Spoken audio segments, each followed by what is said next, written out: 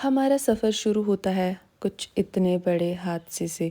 यानी कि ये हादसा हुआ था देहरादून में, हरिद्वार के पास। और ये हादसा हुआ सीएनजी ब्लास्ट होने के कारण। सीएनजी की गाड़ी ब्लास्ट हो गई, इससे एक पूरी बस जल गई और लास्ट में एक पूरी तरह से गाड़ी भी जल गई। जितने भी पैसेंजर बैठे हुए थे सभी पूरी तरह से घायल हो गए थे। कुछ को हॉस्पिटल पहुंचाया गया और शायद कुछ की डेथ भी हो गई थी। और ये सब देख के इतना बुरा लग रहा था।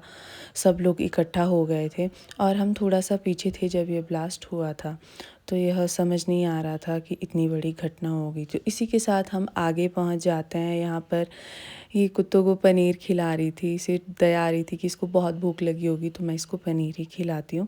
तो हम नीचे उतर गए थे। हमने खाने के लिए बहुत कुछ लिया था क्योंकि हमारा सफ़र था बहुत बड़ा, यानी कि देहरादून से 500 किलोमीटर आगे हल्द्वानी। तो हम जा रहे थे हल्द्वानी की तरफ और बीच में इतना सारा कोहरा, यानी कि ड्राइवर अंकल को कुछ भी नहीं दिखाई दे रहा था। आगे इतना कोहरा पड़ा हुआ था।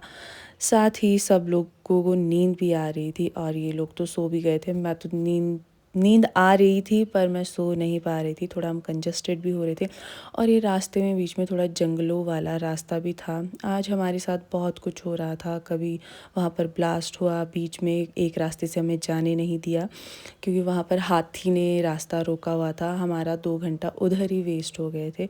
पर फाइनली सारी मुसीबतें हटा के हम पहुँच ही गए थे जैसे तैसे। थोड़ा सा रहा था, मैं तो यही चेक कर रही थी कितना हल्द्वानी कितने किलोमीटर बचा है, कितने किलोमीटर बचा है।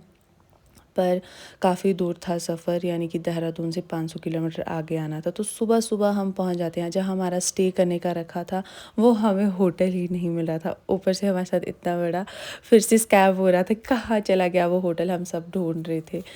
पहले मैं चली गई, हम पहुंच गए थे यानी कि यहाँ पर 5 बजे की। हमने सोचा था हम जल्दी से पहुंच जाएंगे और अपना रेस्ट करेंगे। नींद पूरी नहीं हुई है, काफ़ी लंबा सफ़र था पर हमें होटल ही नहीं मिल रहा था। जहाँ रूम बुक किया था पता नहीं, समझ ही नहीं आ रहा था। जो लोकेशन भेजी थी कि वहाँ पर हम पहुँच ही नहीं पाए। फिर फाइनली सुबह के बज जाते हैं 7 और फिर जाके हमें ये मिलता है महारानी गार्डन, और ये साथ में ही था और हमें फिर भी पता नहीं लग रहा था। तो सुबह हो जाती है और इसी के साथ मुझे तो नींद इतनी ज़्यादा आ रही थी। तो फाइनली मैंने अपना फेस क्लीन किया। बहुत थके हारे हुए थे सब। और आज के ब्लॉग के लिए इतना ही, मिलते हैं नेक्स्ट ब्लॉग में, तब तक के लिए बाय।